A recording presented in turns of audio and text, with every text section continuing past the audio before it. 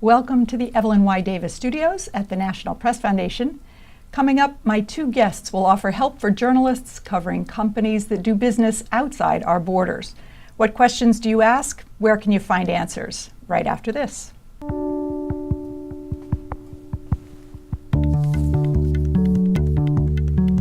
The National Press Foundation is a nonprofit dedicated to helping journalists cover complex topics with depth and accuracy.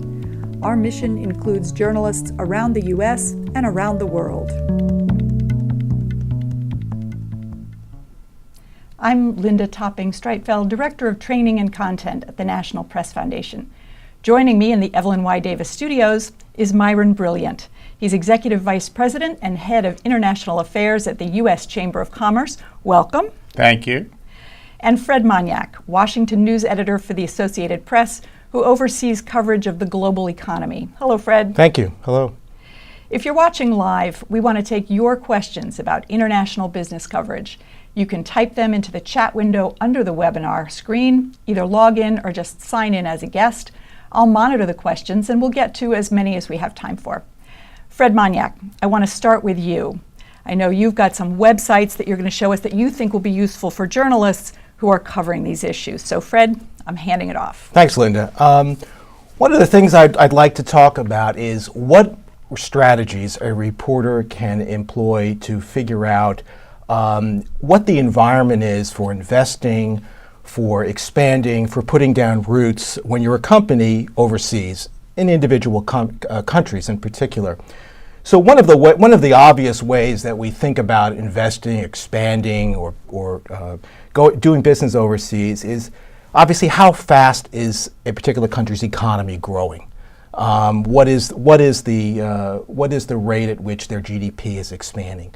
So, Linda, if we can look, for example, at a listing of countries by GDP growth. This is annual GDP growth. We can see if we look over on the right side where the most recent figures are. This listing, which is put out by the World Bank, shows the fastest growing economies. And if we, I don't know if we can order it so that we have the fastest growing at the top, we can see these would be the fastest growing countries for the most recent years that we have. Now, you might ask yourself, does this mean that these are the countries that are most attractive for investing, for expanding, for putting down roots overseas, if you're, say, an American company? Well, I think it's probably obvious that if you look at some of these countries that there are political issues, there's resistance to the West in some of these countries. So I think we can all agree these countries are not necessarily receptive to investment.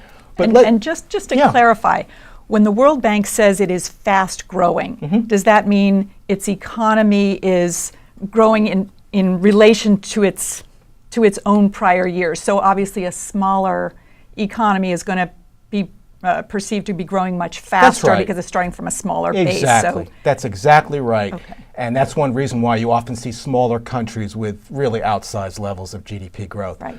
But if you look at the major economies on that listing, the one that, of course, jumps out is China.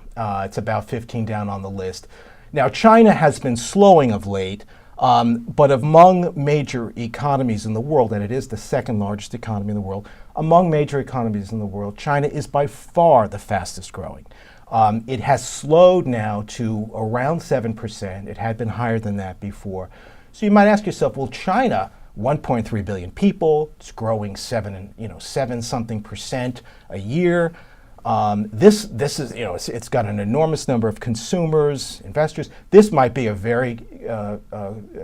wonderful place to invest if you're a company. It seems obvious. But let's look at another metric that captures what's going on in China. So there's, on the same site put out by the World Bank, is per capita GDP. So this is basically the size of their economy divided by the number of people. And if we order that right side so that we're looking at largest to smallest, we will see that China is fairly low down on the list. So what is that telling us? That is, if we can find China, we'll see it's in the 600s, I believe, on the figure, or 6,000s on the figure. it's quite much lower than it had been on total GDP. So what is that telling us? It's telling us that the average person is not doing very well in China. That there may collectively be an enormous purchasing power in China, but they still have a long way to go in terms of building a middle class that's capable of buying goods and really making it worthwhile for companies over there to invest. Fred, just what it also tells you is that there's a huge opportunity for companies because there is a growing middle class. It's still very small, but now we're talking about 200-300 million people in China who can purchase items and who can travel abroad now, 150 million. So there's a huge opportunity. From our standpoint, it's a positive. Absolutely, and China is an enormous investment opportunity for countries, which is why they're going there. My point is that the 1.3 billion figure for total Chinese is misleading in that many millions of those people cannot afford to participate in the economy in any meaningful way. Right. But nevertheless, China is obviously a country that represents a tremendous opportunity in many ways. But let's look at some of the other factors that companies would evaluate in determining whether to invest in a particular country. So, for example, there's a global organization called Transparency International. Transparency International puts out a list of corruption perception, the perception of corruption. So this is how a particular country is regarded in terms of the corruption there. In this particular map we're looking at, the countries with the darker colors are perceived as more corrupt. And if you scroll down on this site, there is actually a ranking that this organization puts out. Denmark is perceived as the least corrupt, in New Zealand, and so forth. If you go down, keep going down, China, do you know where China ranks on this list? Number 100 out of, I think, 150, but way below most of the other major economies of the world. So while China, of course, represents a tremendous opportunity because of the number of people and as Myron pointed out, the burgeoning middle class, while still strong, is obviously growing every year. It is a difficult place to operate, in part because of the corruption. It's not a factor. It's not a decisive factor, but it's a factor that any company or business would consider in terms of whether to invest there. So, speaking of transparency, who is this website? This is a global organization, representatives all over the world. That does research, does surveys. I'm not exactly sure of the methodology, but they're a widely respected organization that assesses corruption in any country relative to others. Okay. Or I should stress the perception of They're corruption. widely respected. We use them a lot. A lot of organizations turn to them for guidelines to see their 10. It's like 10 criteria they use. It's very good. Yeah. Right. That's great. And just so our viewers are aware, all of these links will be available at the end of the presentation, so they'll be on our website and you'll be able to find them later. Okay. And there's another site I'd like to point out, which is cost of doing business. Do we have that site available? The cost of doing business site. This is a site that basically, no, I don't think it's that one. This is a site that essentially tells you there you go.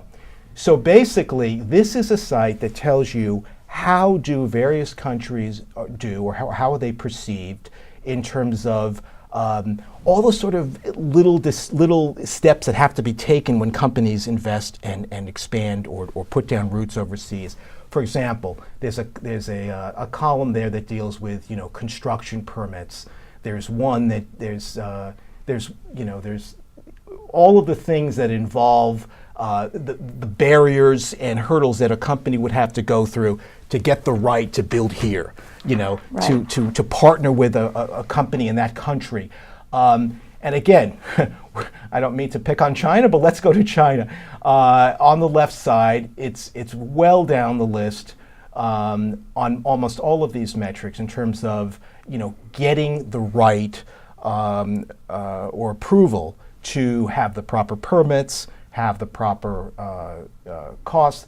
That's Hong Kong. That's high. Hong Kong is, well, part of China, is still stands out in a much more positive way than China as a whole does. Yeah, there we go. And you can see that on all of these individual metrics, China ranks low. So a company, again, has to think about investing in China. What kind of purchasing power is there among the middle class? What is the per capita income or per capita GDP? What is the corruption level, or at least the perceived corruption level? Here, what is the cost of doing business in terms of how difficult or time consuming is it to jump through hurdles? And then there's a couple of other metrics that I would point to as well along the same lines. Literacy rates, for example. Literacy is an important factor in how the level of education and the level of purchasing power that a particular population might have. Extremely low literacy rates are concentrated in South and West Asia, in sub-Saharan Africa. In fact, almost 3/4 of the world's illiterate adults are in just 10 countries. India, China, Pakistan, Bangladesh, Nigeria, and some other African countries. And sadly, of all the world's illiterate adults, 2/3 are women. Yeah, that's not surprising. Yeah. But in terms of literacy rates, it's also important to point out that that's not only a measure of the potential consumers, but also potential employees. That's right. In the country. That's exactly right. That's exactly right. And it should be pointed out that many countries now, in the developing world, have vastly improved their literacy rates. So there has been tremendous improvement over the last couple of decades. Right. And that also in some of these countries, like you mentioned, India, I'm sure they have a huge rate of illiteracy, but also a burgeoning population of people who are extremely literate. So I mean, it's a huge country, a lot of variety. Yeah, akin to China. Right. It's in the same sort of way. Right. That's also true of China. And the other one, one more that I would point out would be something called currency convertibility. This involves the issue of a company that, or companies that, invest overseas, and then how do you convert that country's currency back into your own currency or into gold, for example? And this is extremely important for international commerce, the convertibility of a currency, because when you want to, repatriate your money, you don't want government regulations preventing you from taking out a certain percentage of your capital. And the reason countries sometimes do this is that to the extent that foreign currency is taken out of their country, it reduces their ability to, for example, devalue their currency if they want to, increase their exports, make their products more competitive on the global marketplace. So there is a metric that's put out here that shows the relative convertibility of currency. It's another factor that you want that a company would want to look to in assessing its prospects overseas in a particular country. And then the last thing I would mention would be one other thing. I don't have a website that looks at this handy, but the strength of the local banking sector. Because when countries invest overseas or develop overseas, they typically make use of the local banks for short-term things like payroll, short-term credit lines, and it's another factor that a company or a business would want to look at in a particular country. So that's basic. Those are some of the areas that I think a reporter would benefit from looking at in assessing a company's prospects overseas in a particular country. Terrific, thank you. Sure. If you're just joining us, we are live from the Evelyn Y. Davis studios at the National Press Foundation. We're talking about coverage of companies that do business internationally. Again, if you're just joining us, you can find what you missed in the recorded version of this webinar, which will be posted online by tomorrow. Moving now to Myron Brilliant of the U.S. Chamber of Commerce, who's got some information we might not be aware of regarding international trade. Mr. Brilliant is going to talk to us about the Chamber, how it operates, and how it can be useful for journalists. Well, Linda, it's a pleasure to be here. Let me say that I do have a David Letterman Top 10 Overlooked Facts on Trade. They'll be available for your journalists on your website we after. will put them on the website. But I'll touch upon them. I'll pick up on some of the things that Fred touched upon as well. But let me give a little context. Sure. First of all, we like to say that expanding trade and investment overseas is not an option. It's an economic imperative. 38 million Americans are tied to jobs that are tied to international trade exports. 98% of the 300,000 companies that are doing exports right now, American companies, are small and medium-sized businesses. We often think of international businesses that, for GE and Motorola and Coca-Cola, and those companies are engaged all over the world. But so are small and medium-sized businesses. The old motto that, trade was trade to another state, from Oregon to Washington. Those days are gone. We've gone beyond even trading just to Mexico or or Canada, two of our largest markets, to Europe, to Asia, and we need to. The world is shrinking. Globalization has brought the world closer together. Now we have another challenge called fragmentation, caused by a variety of factors, and we'll get into that a little bit about what it means to journalists and how they should be looking at these issues. I step back, though, and I'll give you a little context. 20 years ago, the U.S. Chamber had a very small international operation. Today, we have the largest international government relations program, not only in this country, but around the world. We're operating and active in every region of the world. We have a vice president in Brussels. We have people on the ground in China, in India, in Korea, Japan. I just opened up an office last year in Turkey. We're expanding in Africa. We have an expanded program in the Middle East. Why? Our companies are doing business in all these markets. We need to be responsive to them. It's not only looking at the opportunities that Fred touched upon, but also the issues that you touched upon, the challenges that we face, and I'll get into that. But I do think it's also important to understand how we're doing that. We're in over 100 countries through our affiliates called the American Chambers of Commerce. And for your journalists, they're great resources. These are American business communities organized on the ground, registered through us, but separate organizations that are great resources for your journalists in markets. And we encourage them to tap into them. We help them all the time. We also have counterpart organizations in over 100 countries that are doing business and helping their members touch base with journalists. So again, another opportunity for a resource. But we run 11 business councils. The U.S.-India Business Council, one of the largest business councils in this country, U.S.-Japan, U.S.-Korea, U.S.-Turkey, U.S.-Egypt, U.S.-South Africa, U.S.-Cote d'Ivoire. These are councils that are resources, information resources. We have staff dedicated to working in those markets. And are those councils based in the United States or in the countries? They're based in the United States. They often have a counterpart. So, for example, the U.S.-Japan Business Council has a counterpart called the Japan-U.S. Business Council.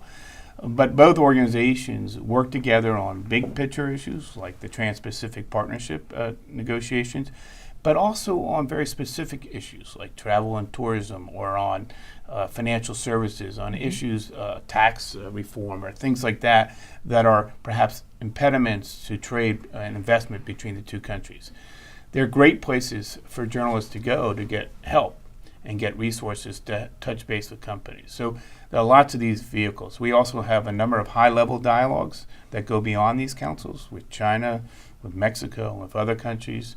And so we're happy to help in those contexts. We also participate in all the major regional fora. APEC in Asia is one that I've been to, 14 times. And there are lots of CEOs and senior executives from the United States that travel to APEC.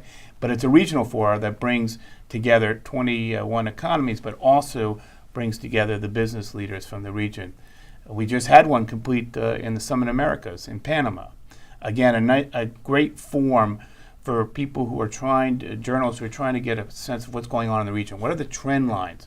What is business looking at? What are the markets they're looking at? The Summit Americas was a great opportunity. We probably hosted 8 to 10 heads of state there over the last couple of days. So obviously a lot of news coming out of that was focused on the Raul Castro, President Obama meeting. But what's really important is what meets the road is, rubber meets the road, is really what kind of business is going to be developed from fora like this that journalists would be interested in tapping into. So let me pose a question to both of you. You mentioned the opening of Cuba. All over the United States, there must be businesses who are saying to themselves, wow, potential new market. If I'm a reporter in one of those regions, how can I find out if there's a business in my area that is likely to begin attempting to export or import from Well, we Cuba? do keep data by congressional district, believe it or not, at this point, of companies exporting. So we have that data available at the Chamber to tell you where companies in your congressional district. So if a journalist is in someone's congressional district and curious, why does international trade matter to this area of the country? We can tell you who's exporting from your district. We can't tell you all about every investment that's being made, but we can give you a sense of who's exporting, gives you a chance to talk to different companies of all sizes. Great. But we also look at the trend lines that Fred alluded to. What are the issues we look at? We look at tariff lines. We look at how high a tariff is. We look at rule of law issues, critical in certain markets. We look at the level of corruption, which Fred touched upon. We look at intellectual property protection, which ties into the rule of law. How much does a country protect and enforce intellectual property rights? And those are very important issues to our companies from different sectors. Because what do we have? We have innovation in America. And so our companies are the leading innovators in the world, and we want to make sure that as they're investing in markets, not only do they look at the opportunities, but that they also are aware of the costs and challenges. We look at the lack of financial service regulation or markets. Is the capital market fully developed or not? These are important issues among many. We look at the level of competition. Unfair competition creates an unfair ability for our companies to compete in markets. So we're constantly dealing with the regulatory challenges, the market access issues, the impediments at borders, customs and otherwise. Those are the kinds of issues we're looking at. And we're always happy to talk to journalists about what we see. A good example of this is that a recent trend line has been the introduction of cybersecurity policies around the world, particularly recently with China. And not only did we mobilize organizations around the world to help us address this issue in an advocacy way, but we talked to journalists about what we were seeing. And of course, we brought it to the U.S. government's attention, and President Obama brought it to President Xi Jinping's attention. But we brought the journalists into the discussion because we were very worried about the increasing tendency of China to use, as a guise, cybersecurity policies to acquire our technologies. In this case, dealing with encryption codes from technology companies that are doing business with China state banks. But that also affected American banks and European banks who do business with those state banks, who would also be subject to these requirements, even though their operations are worldwide. So those are just an example of a new issue emerging in the last year and a half, 2 years, that we have to react to, that journalists are talking about, and we're engaging with them. Lots of those are good examples. So we try not to just deal with the macro issues of the day, although we're caught up in all the major trade discussions, fast track negotiating authority, trade promotion authority right now, and then the Trans-Pacific Partnership and the negotiations with Europe, and we're happy to provide information, behind the scenes information to journalists about those negotiations. There are others going on as well. But at the end of the day, journalists don't only want to hear the big picture, they want to understand what it means to company X, Y, or Z, what kind of investment decisions they're going to make, why they're going to make these decisions. And there are so many different factors: size of the market, potential of that market, reform of the government. Take, for example, two different examples, Brazil and Mexico. There was perhaps hope in the business community, not just American investors, but others. There might have been a change in Brazil in the last election 2 years ago.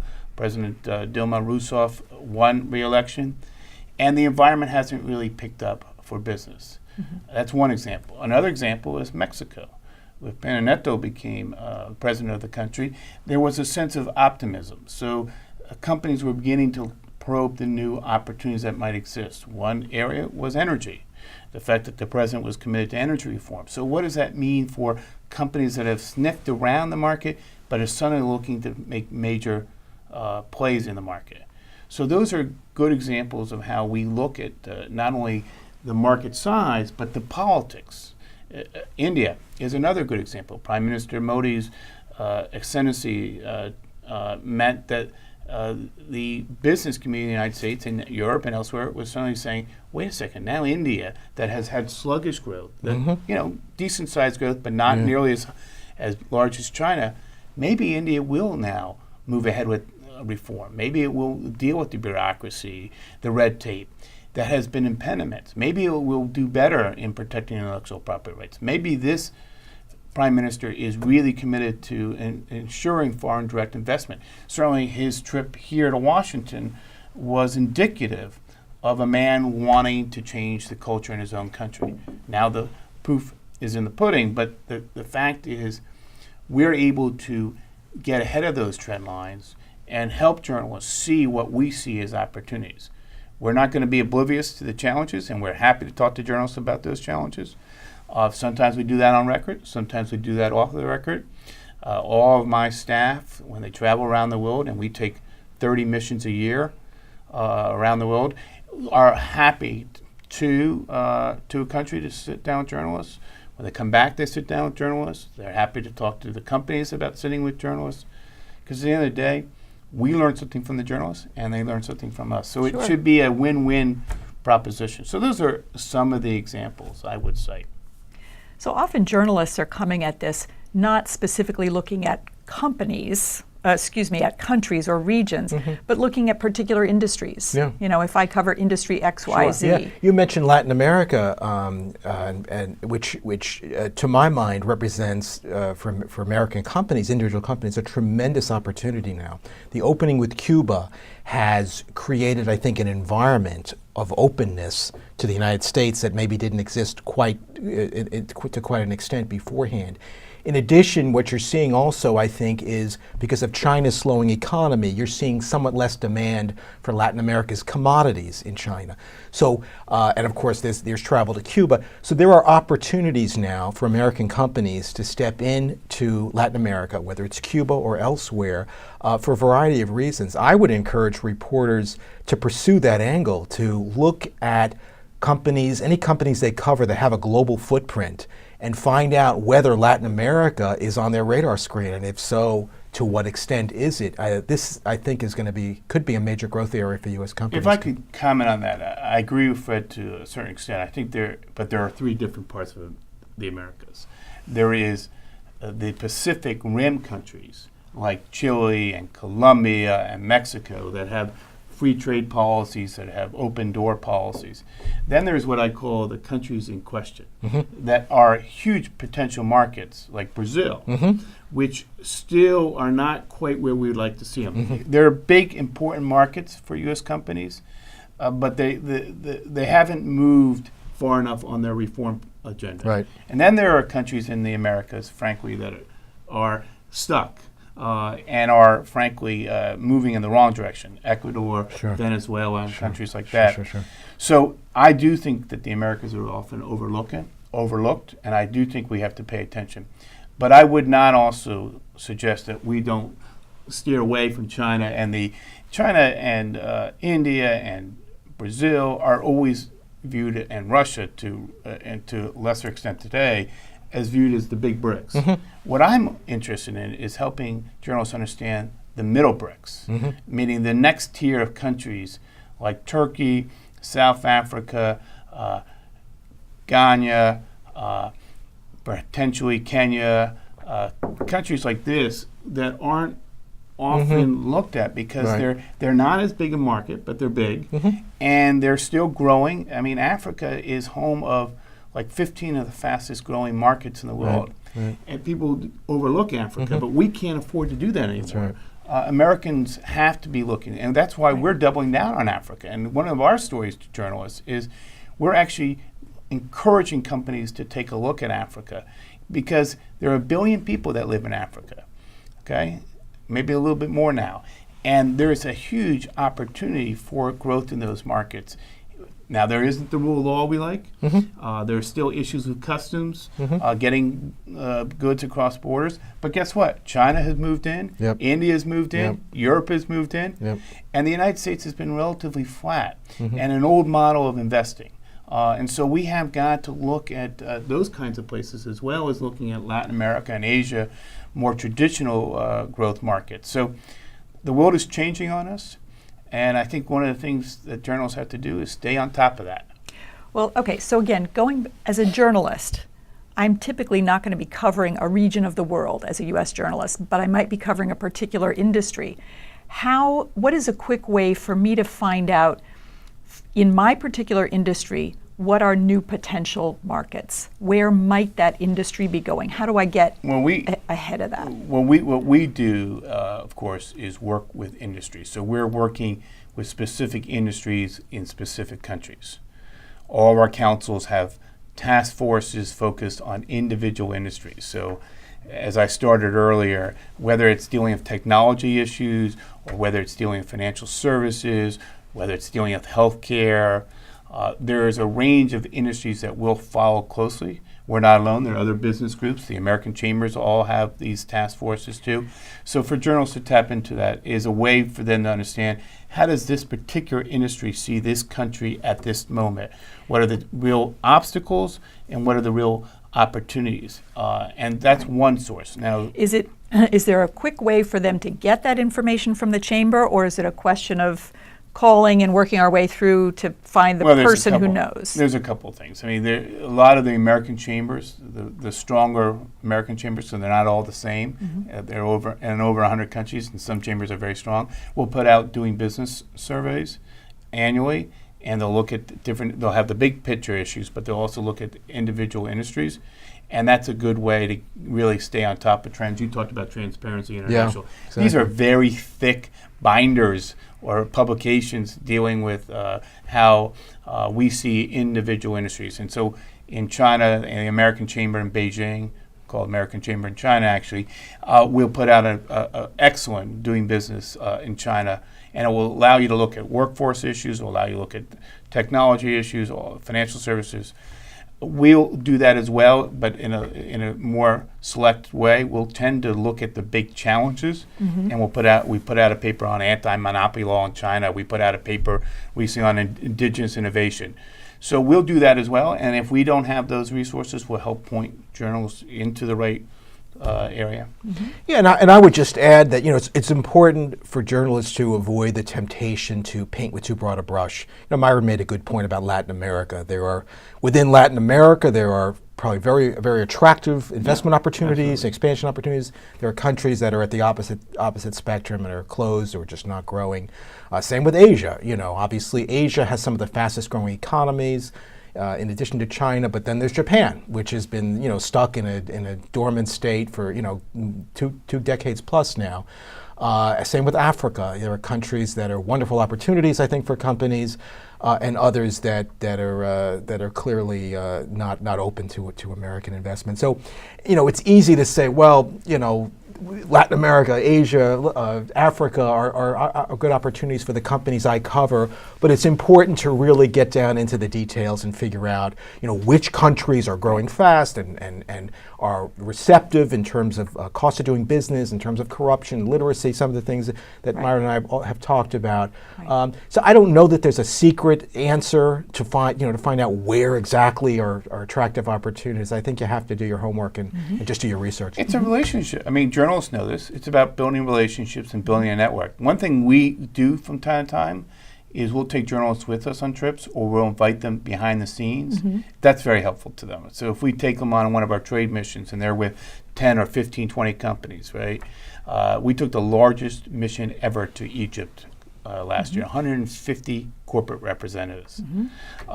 When we take journalists with us on these missions, it's a great opportunity for them to learn about the country, but learn also, as you suggested, what's happening to different industries, what's happening to companies in these industries, and what are they looking at. And so we'll do those kinds of things from time to time as well.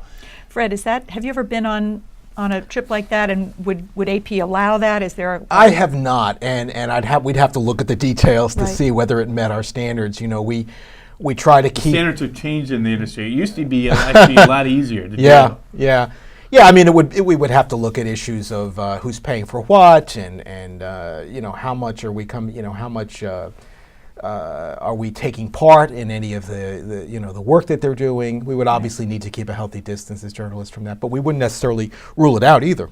You know, my view on that is we're not paying for journalists to do that. If journalists want to join by participating on the sides of some of our meetings, or I think that it's a great opportunity, and there are times when journalists want to do that because they realize that there's a unique mission. Sure. They want to be there. They may have their own reasons. Journalists show up at APEC, right? And from the United States. Now, sometimes there are restrictions because of cost. Yeah. But they'll want to show up, and they'll want to use that to have side conversations to find out what we said to so-and-so government Sure. official, and what are we pushing in this particular market, and that kind of thing. Sure. So before we finish, and I know neither of you is exactly an expert on international trade pacts, but there are some things happening right I'm sorry, now. I've spent 25 years on international trade policy. So we know that these big agreements, the Yes. TPP, which you referenced earlier, they're often sort of grab bags. They involve multiple industries. It might be very hard for a journalist to dig into that and see how will this particular agreement affect industries or regions that I'm interested in. What is the best way for a journalist to get that information so that they can follow this in an ongoing way? Actually, Linda, I don't think it's as complicated as you framed it. Truthfully, USTR puts fact sheets out that are available. USTR, US Trade Representative. Representative puts fact sheets out that are available. Department of Commerce also puts data out that's available.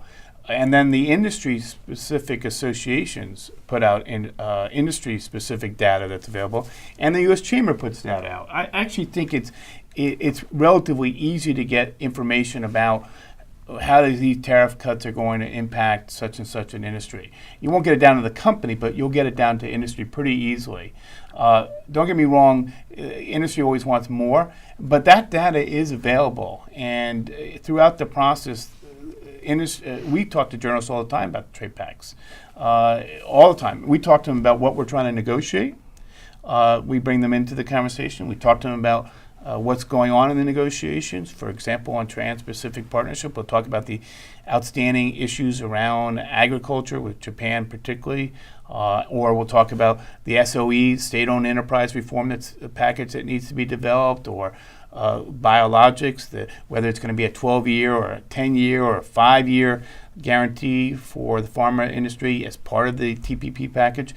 We're actually in the details talking to our negotiators and the other negotiators, and we bring journalists into those conversations. Okay, so I find them pretty sophisticated, the ones who follow the Right. trade beat, to be Right. pretty sophisticated. Yeah, I don't disagree. The only thing I would caution is just to have a healthy skepticism as a journalist about which economic benefits, how many jobs can be directly attributable to trade or to a trade pact. I mean, that's a subject of some. Well, there is no question, and Fred knows this, there are a lot of studies out there.